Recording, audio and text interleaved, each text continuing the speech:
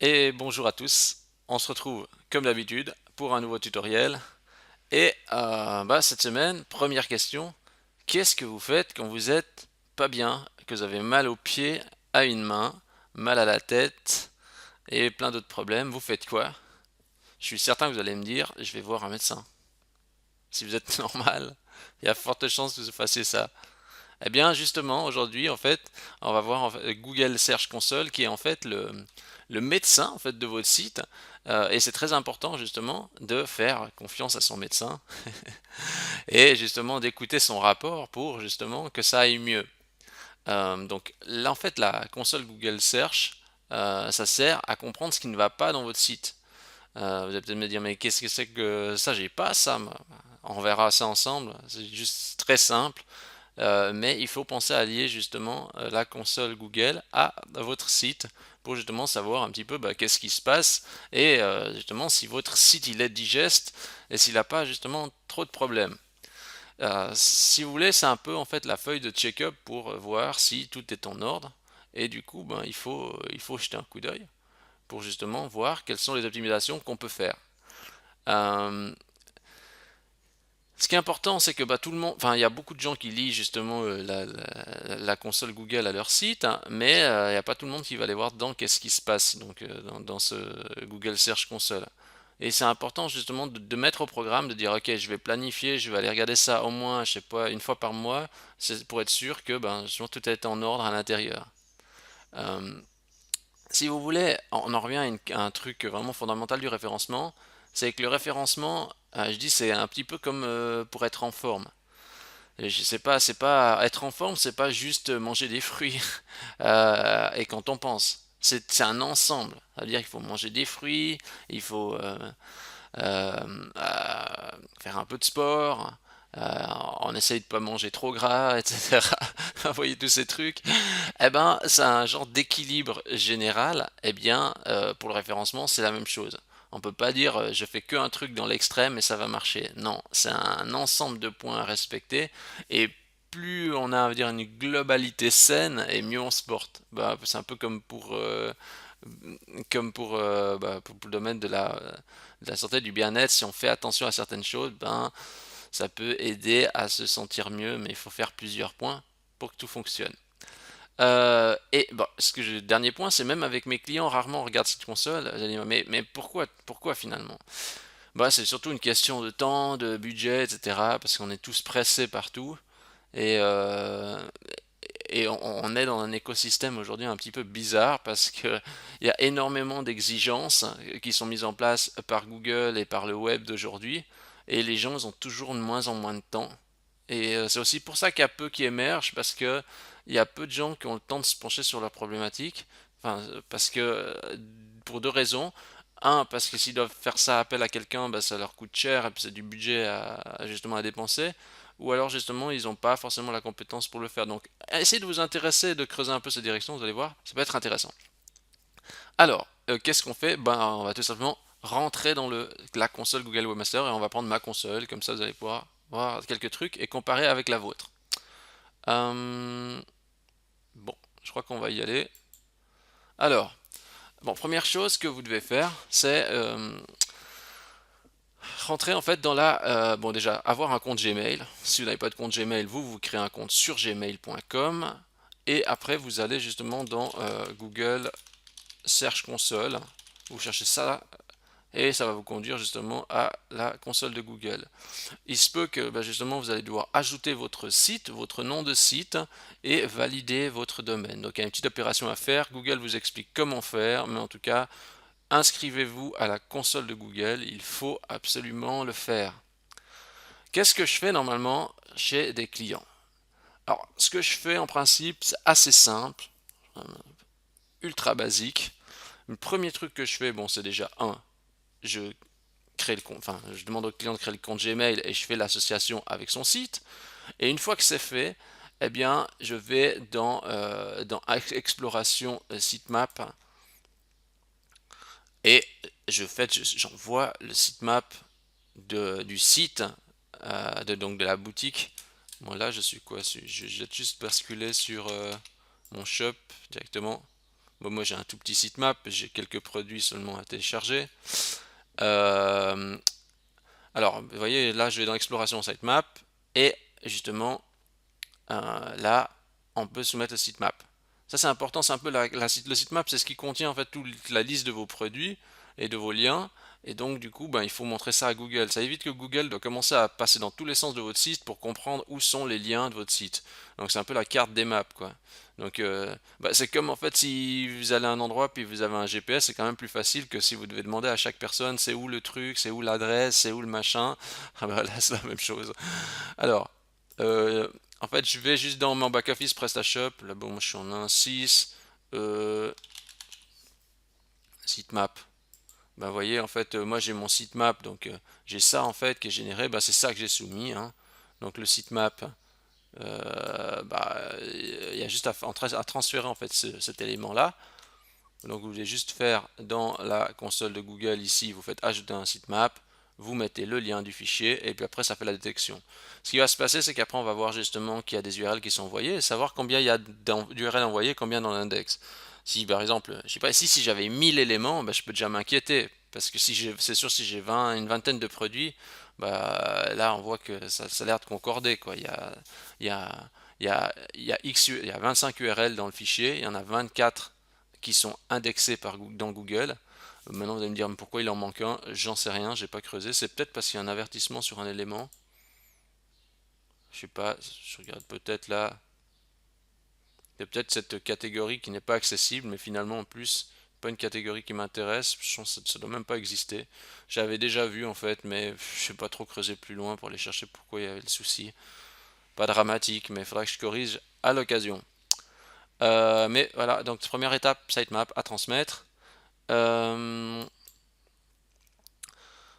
Donc ça, et voir justement, bah justement ce que j'ai spécifié, voir si l'indexation est logique. Je vais passer sur mon autre site, hein, donc le site principal avec le blog. Regardez le sitemap ici, on voit, c'est écrit 112, 1112 URL envoyés et 907 dans l'index. Sachant que je sais qu'il y a à peu près 1000 billets publiés et une série de pages du site, ben ça a l'air de concorder quoi. Euh, Après, il y a toujours peut-être des petits avertissements à aller voir, à corriger, mais on voit que le gros, en fait, ça a l'air de jouer. Euh, donc, c'est important de faire un point là-dessus. Pour le sitemap, pensez bien à l'actualiser, j'ai pas précisé, mais vous mettez bien une tâche planifiée qui l'actualise tous les jours, de manière à ce qu'il soit toujours frais. Euh, Autre point, dans la console de Google, il faut bien regarder au tableau de bord s'il y a justement des erreurs et des problèmes. Donc le deuxième point que je fais souvent, c'est bah, j'arrive dans la console du marchand, je regarde, juste ici, voir qu'est-ce qui se passe. Ce que je regarde souvent, c'est ça. C'est les URL et les pages introuvables. Erreur d'exploration. Alors je clique dessus, et là, je vois en fait s'il y a des problèmes dans l'extérieur d'exploration. Et en fait, on voit, oui, il y a des problèmes. En fait, ça veut dire qu'il y a des erreurs qui font il y a des pages 404 qui arrivent sur le site. Alors, faut être aussi, faut pas tout dramatiser. S'il y a justement 1000 pages et puis il y a peut-être 10 liens qui ont envoyé vers une page 404, pas la mort non plus, hein. Mais il faut diminuer au maximum les pages introuvables. Dans les pages introuvables, justement, qu'est-ce que je constate? C'est qu'en fait, bah, ça, je sais pas d'où trop ça vient, je sais pas si c'est des fausses URL envoyées par des robots, mais en tout cas, je sais que c'est pas des vrais liens qui existaient dans mon site et puis qui sont morts. Ça, je pense que c'est des trucs qui ont dû être générés aléatoirement ou que peut-être par des robots ou autre, je sais pas exactement. Mais en tout cas, bah voilà, ça a été détecté comme erreur. Pour toujours être sain vis-à-vis de la console de Google, parce qu'on voit ici que des fois je suis à presque zéro page. Mais ici, par exemple, j'étais à zéro, mais là il y a quelques pages qui arrivent. Qu'est-ce que je fais? Alors là, je suis sur mon blog, directement sur le site du blog. Je vous montre juste comment je fais dans WordPress. Dans WordPress, en fait, moi j'utilise Yoast. Et en fait, il y a la Search Console. En fait, ça, c'est que dans la version premium, je crois.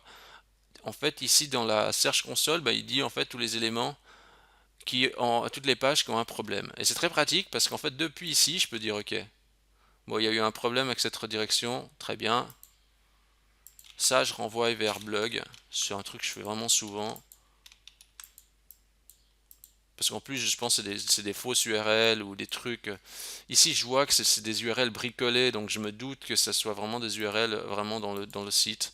Donc je fais une redirection vers le blog, qui est un petit peu la page pilier chez moi. Donc même la partie admin, tout ça, ces trucs, je redirige vers le blog. Puis ça fait une redirection 301 en fait. Ça veut dire que je laisse pas pointer vers une page d'erreur 404, ce truc. Puis comme ça, Google, il est tout content, il va dire, ah, il a tout corrigé, c'est super. Voilà, c'est ça. Alors ouais, ça prend un petit peu de temps, mais bon, c'est pas dramatique, hein. Qu'est-ce qu'il y a après? Non, après, il y a une autre erreur. J'y arrivé en bas. C'est un petit peu long, mais je profite de faire parce que normalement, ça, c'est aussi une des tâches que je dois faire normalement le jeudi. Alors, il n'y a pas de miracle, hein. Je- faut, il faut s'occuper de son site, hein, ça c'est sûr. Je pourrais rediriger aussi ailleurs, hein, mais là, je redirige directement sur le blog parce qu'il n'y avait rien vraiment de spécial. Bon, ici, il y a une URL, en plus, c'est l'URL du shop, ça pointe en plus vers une page 404. Ça, en fait, c'est directement la page 404. Donc là, je vais rien faire, je vais juste mettre marqué comme réglé, puis voilà. Est-ce qu'en fait, qu'à pour incident, ça nettoie normalement la console directement, quoi. Vous voyez, il n'y a plus les URL en dessous. Et d'ailleurs, et puis dans PrestaShop, comment on fait? Ben, juste aller voir déjà dans mon PrestaShop s'il y a des trucs à corriger. Ouais, en fait, il y a juste cette page 404 qui est la page 404. Je sais pas exactement pourquoi ça fait ça. Peut-être chez vous, vous avez déjà eu ce problème. Mais j'ai pas des URL de produits, des catégories qui sont mortes, etc.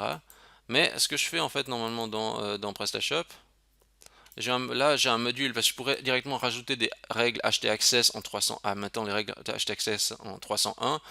Mais franchement, moi, j'utilise ce module là des redirections. euh, Parce qu'en plus, c'est un prix très attractif et puis je m'embête pas à mettre les règles manuellement dans le fichier, etc. Donc ça m'arrange. Alors, je fais avec cet outil-là. Euh, et en fait, vous voyez que j'ai déjà mis plein d'URL, hein. Donc ça veut dire j'ai mis par exemple ces URL-là qui avaient été détectées par la console, bah, redirige directement vers la racine en slash shop, quoi. Donc vous voyez, ça c'est tous des URL que j'ai émis parce que Google me faisait remonter des erreurs. J'en ai mis pas mal, hein. Mais tout ça a été justement. C'est pour ça que j'ai plus des erreurs dans la console, parce que j'ai mis les redirections en place. Donc franchement, utilisez jamais ce module, hein, Linea Graphica là, de redirection 301, vous recherchez dans ça dans PrestaShop Add-on, vous trouvez, marche très bien. Ça évite de s'embêter, parce que des fois, même si vous payez un peu, ça vous évite de perdre du temps à faire des configs, et puis au quotidien c'est plus pratique. Enfin, bref, ça c'est un des trucs. Maintenant, euh, bon, on va essayer de jeter un coup d'œil dans toute la partie console de Presta. Alors, ouais, alors, hop. Alors, dans la console de Google Webmaster, pardon. Euh,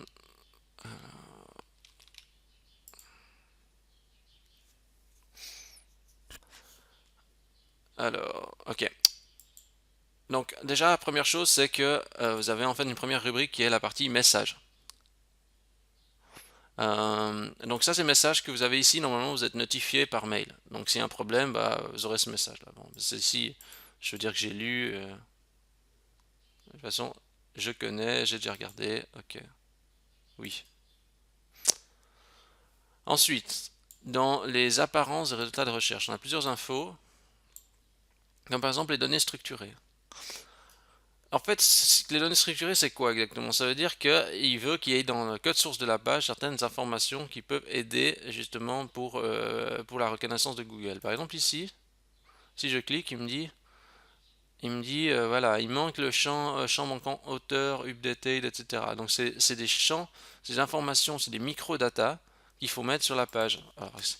Alors, c'est pour ceux qui ne savent pas ce que c'est des microdata.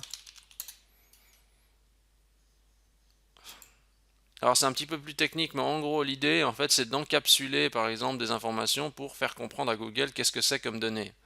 Par exemple, pas, là vous voyez c'est écrit, il y a un item propre, par exemple propriété name, et puis ça dit voilà avatar, enfin En fait, si vous voulez, le but c'est d'encapsuler les données dans des balises pour que Google comprenne qu'est-ce que c'est le contenu. Parce qu'il voit juste ça, il ne sait pas exactement ce que c'est. Là, il sait que par exemple c'est le directeur, par exemple, l'information qui est là-dedans. Euh, vous voulez juste comprendre en fait que le système de balisage, ben voilà, ici il y a plein de choses qu'il faudrait que j'ajoute, c'est le champ auteur et puis le champ de la date à laquelle ça a été mis à jour l'article. Je vais pas trop regarder qu'est-ce qu'il y a d'autre là-dedans, je sais pas, je vais voir. Qu'est-ce qu'il nous dit? Il nous dit quoi là? Éléments contenant des erreurs, il nous dit rien trop. Description.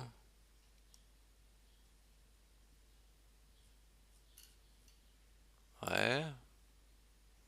Non, le reste a l'air d'être bon, hein, parce que c'est vrai que j'ai pas fait attention, mais ici, de ce que je vois, euh, la détection des micro-formats a l'air d'avoir marché pour une série de pages. C'est juste ça qu'il faudrait que je corrige. Donc il faudrait que regardiez s'il y a un point rouge ici, quoi. Moi, ce qu'il faudrait que je fasse, c'est il faudrait que je clean ça en ajoutant l'auteur et puis la date de mise à jour du billet. Je pense que ça aide à Google à comprendre la fraîcheur du contenu. Bah, il faudrait que je fasse ça. Ouais. Faut que je fasse ça un de ces quatre, quoi. Vous voyez, donc même moi j'ai du boulot. Mais voilà, voilà, on priorise aussi des fois où c'est important. Mais vous voyez, vous pouvez aller regarder là-dedans aussi, qu'est-ce que ça donne chez vous. Ensuite, carte enrichie, ben, je sais pas exactement, jamais utilisé cette option. Ah, là, après, je vais pas vous donner des infos là-dessus, parce que c'est vrai que en principe, j'ai jamais utilisé cet élément.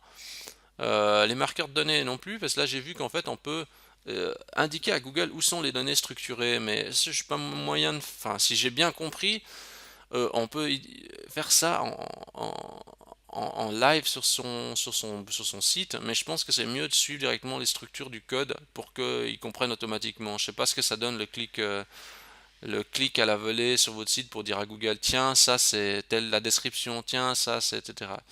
Euh, je sais pas, mais à expérimenter, mais en principe, moi j'utilise directement, je passe par le code pour structurer et indiquer. Parce que vous voyez, par exemple, ils ont dit là, par exemple, votre site contient-il des données structurées telles des avis, événements ou des notes avis? Bah, en fait, si normalement c'est des avis, etc., il faut que les données, bah, regardez, métadonnées avis. Euh,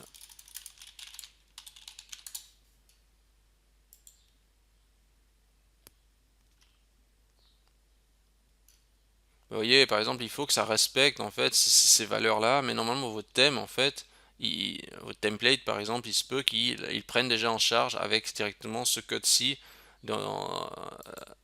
Qu'est-ce qu'il nous fait? Il y a peut-être déjà en fait le code. Euh, Dans le code source de votre site, vous avez peut-être déjà ces informations qui sont mentionnées, du coup, vous n'avez pas besoin de recoder ça manuellement. Et donc, du coup, bah, vous n'avez pas besoin d'utiliser ce genre d'outils. Bah, enfin bref, apparemment, il y a un marqueur de données manuel qu'on peut faire soi-même à expérimenter. Le amélioration HTML qui nous dit justement qu'est-ce qu'on peut changer sur notre site et qui ne va pas. Bah, par exemple, je sais pas, là, qu'est-ce qu'il me dit? Balise deep double, balise title double. Ben, ce qui est vrai en fait, parce que je sais que j'ai fait deux billets sur installer PrestaShop chez Infomaniac, ben voilà, maintenant il y a deux titres qui sont quasiment identiques. Il y a celui-là que j'avais fait en fait à l'époque, et en fait d'instinct j'ai mis le même titre quoi. Et donc ça c'est quelque chose que je peux corriger. Qu'est-ce que j'ai? Balise title non informative, parce que j'ai appelé juste ça contact, apparemment il trouve que c'est pas bon. Description courte, méta description courte qui est pas top, là à corriger. Bon, c'est minime, hein. Dans le cas présent c'est minime, mais il faudra que je pense à corriger ces éléments. On a ensuite la participité AMP, donc pour la partie euh, pour accélérer le site. Donc AMP. En fait là on voit pas, mais sur mobile vous avez AMP mobile. Vous avez peut-être vu sur certains sites, quand vous êtes sur mobile, il y a cette petite éclair qui apparaît, donc c'est des sites optimisés pour le mobile avec la méthode AMP. Bah là j'ai pas, mais peut-être que je vais mettre. Bon, de nouveau, il faut intégrer le système AMP, mais là pour PrestaShop, en tout cas, il me semble pas que j'ai vu vraiment un système vraiment bien pour ça. mis à part des plugins mis par-dessus, mais je suis pas encore trop fan de ça pour la partie PrestaShop. Il faut vraiment un truc solide et qui marche vraiment bien. En revanche, pour WordPress, il me semble qu'il y a déjà des plugins comme euh, qu'il y a déjà des plugins qui existent, c'est à expérimenter en place, c'est vrai, à tester franchement. J'ai prévu de mettre ça sur mon WordPress, parce que je trouve le temps pour le faire. En fait, je suis vraiment pire que mes clients, j'ai jamais le temps. Bref. Ensuite, on passe plus loin. Trafic de recherche. Bah, ici, on voit en fait quels sont les mots-clés qui ont conduit en fait à votre site. Bah, sur les 30 derniers jours, ça c'est un peu dommage, je crois pas qu'on peut mettre plus loin. Définir une plage de date. Ah oui, on peut mettre plus loin. Allez, est-ce qu'on est fou? Est-ce qu'on met jusqu'à... Allez, je vais mettre sur une bonne année.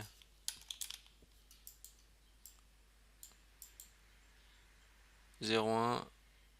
Pourquoi tu veux pas? Bref, je vous laisserai vous amuser avec les dates. Je vais mettre les 90 derniers jours pour voir ce qu'il nous fait.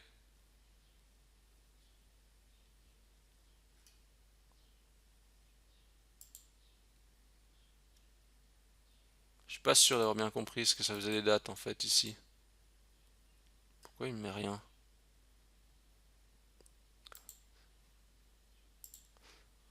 Je vais revenir sur aucune requête. Bon, en fait ce que vous voyez ici en tout cas c'est que vous pouvez voir les nombres de... je sais pas, ça me dirait que ça a pris, je suis pas sûr.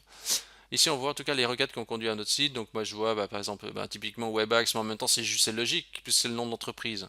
Mais on voit aussi Dropshipping Suisse, module PrestaShop gratuit, spam PrestaShop, parce qu'il y a eu une vague de spam sur PrestaShop, donc je pense qu'il y a des gens qui sont tombés sur les pages, etc. Migration de PrestaShop 1.6 vers 1.7. Enfin, bref, vous voyez un petit peu qu'est-ce qui a conduit vers votre site. Ça, c'est toujours intéressant. Quand je vois que je me dis c'est Dropshipping Suisse qui arrive en deuxième position, ça me désole presque. Je me dis les gens ils croient vraiment à fond dans le dropshipping, alors que le dropshipping ça peut être bien, mais bon, euh, faut pas se leurrer, hein. Il y a aussi beaucoup d'inconvénients, hein. Donc beaucoup de promesses, mais peu de succès à comparaison. Euh, Ensuite, ce qu'il y a d'autre qu'on peut aller voir, c'est dans les liens vers votre site. Quels sont les liens qui référencent le plus votre site par le biais de liens? Alors, ce qui est intéressant, c'est que justement, ici dedans, on peut voir justement les domaines qui vous rapportent du trafic, qui vous donnent de la notoriété. Et ce qui est assez marrant, et c'est là j'ai cru que j'allais vraiment mourir de rire quand j'ai vu ça, c'est que je dis toujours, ouais, les annuaires, etc., c'est vraiment mauvais, enfin mauvais. C'est plus ouais, c'est plus la tendance et tout. Et le premier site qui référence le plus le mien, c'est topvalley.ch, qui est en fait un site local, un annuaire local. Alors là, j'ai dit, mais c'est incroyable, quoi. Ça m'a bien fait rire, en tout cas. Donc, merci à Top Valley, tout simplement, de référencer mon site. Voilà. Bah, regardez là, et qu'est-ce que je ferai comme remarque, c'est aussi regarder justement s'il y avait des liens un petit peu bizarres. Je suis allé regarder un petit peu qu'est-ce qu'on a. Bah, vous voyez ici par exemple, il y a des trucs de casino là, mais qui me font des liens. Qui c'est qui me fait des liens comme ça? Ah là là. Oh, en plus regardez, ils m'ont fait plein de liens là, c'est casino. Alors je sais pas si c'est quelqu'un qui m'aime pas. On va juste regarder, hein. Pourquoi il me fait ça?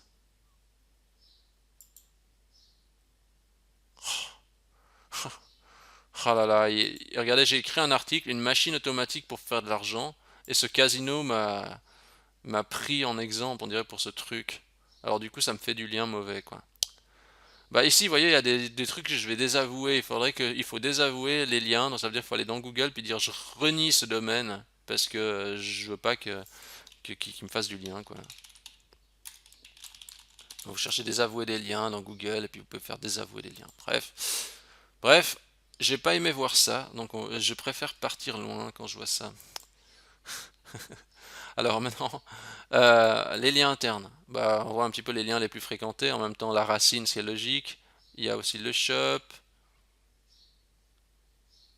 Ah ouais, donc on voit, on a un petit peu, on a un petit peu une vision des liens internes. Bon, rien d'exceptionnel là-dedans. On passe plus loin. Action manuelle. On peut rien pour la partie spam. Bon bah là, je vois pas trop ce qu'il y a à faire là-dedans.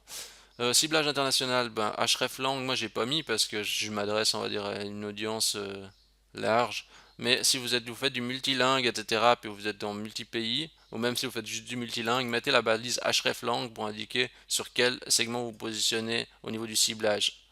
Ici je le fais pas parce qu'il n'y a pas vraiment de ciblage.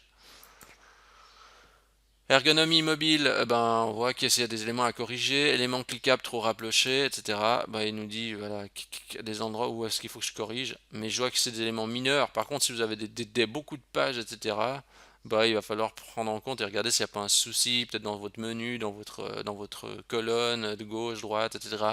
Et faire les ajustements. L'index Google. Ça, c'est ce qu'on a vu avant avec le sitemap, entre autres, hein, donc 900 et quelques pages indexées, puis on voit que ça monte doucement, doucement, doucement la petite l'indexation. C'est aussi parce que bah, il y a de plus en plus de pages qui arrivent hein, au fur et à mesure que j'en crée. Ressources bloquées, bah, ici il y a des éléments auxquels il ne peut pas accéder. Bah, ici on voit que tout est à zéro, donc il a accédé à tout. URL à supprimer, bah, c'est si vous voulez supprimer des URL de Google. Ici il n'y a rien à supprimer, j'ai rien demandé à Google en tout cas de supprimer. Exploration. Euh, Est-ce qu'il y a des erreurs d'exploitation? Ça, c'est où on a vu tout à l'heure hein, pour le sitemap, etc., avec les pages introuvables qu'on a corrigées. Statistiques sur l'exploration, bah, ça c'est le bot, combien de pages il explore par jour. Bah, on voit que ici, par exemple, il explorait presque tout le site. Ça dépend des jours en fait. Des fois, il explore moins, puis des fois, il explore plus. Hein. On voit. Hein. Donc ça veut dire plus le site est rapide, etc., plus Google peut crawler rapidement votre site en fait. Hein. Donc plus le site est rapide et moins il y a de chenilles, parce que si vous avez des pages dans tous les sens, des historiques, des liens, etc., etc., eh ben Google il doit faire le tour de plein de liens pour peut-être alors qu'il n'a peut-être pas forcément nécessité de le faire. Donc il faut bien structurer son site correctement et éviter de mettre des pages ou même mettre des liens en nofollow à des endroits pour éviter que Google aille explorer n'importe quoi, n'importe où et il perde du temps et il tourne en rond. Bon ici c'est vrai que sincèrement, j'ai jamais trop poussé, on va dire, le fait de si il peut explorer plus rapidement mon site ou pas. Mais je pense qu'il y aurait des méthodes pour qu'il aille, hein, qu'il explore plus rapidement le nombre de pages. Enfin, parce que des fois, c'est vrai qu'il explore moins de pages. Pourquoi exactement, j'en sais rien. Mais en fait, je vois en tout cas qu'il y a des jours où il arrive à tout explorer, après se faire tout le tour, quoi. Ouais. Donc voilà, bon bref, petites infos. Explorer comme Google, intéressant pour savoir si justement euh, s'il arrive justement à explorer le site, hein, oui, bah, donc, vous voyez, il arrive, c'est écrit OK, état terminé. Donc ça, il arrive à capturer de la page. Est-ce qu'il nous donne plus de détails? Oui, il nous dit 200, HTTP header 200, donc il a réussi à accéder à la page, donc ça c'est bon. Outil de fichier du robot TXT, ben là c'est pour voir si justement si le bot il arrive à accéder, donc si le robot Google arrive à accéder au site, parce que des fois ce qui se passe c'est que euh, il y a des fois bon, mais les règles elles passent, mais des fois d'un coup il y a une règle dans le fichier robot.txt qui interdit le robot de parcourir le site, donc du coup le robot il n'arrive pas à rentrer sur votre site. Donc c'est bien de faire un test sur votre URL, sur la racine de votre site ou sur une fiche produit pour vérifier que le robot il arrive bien à accéder au contenu de votre site. Le sitemap on a vu, les paramètres d'URL.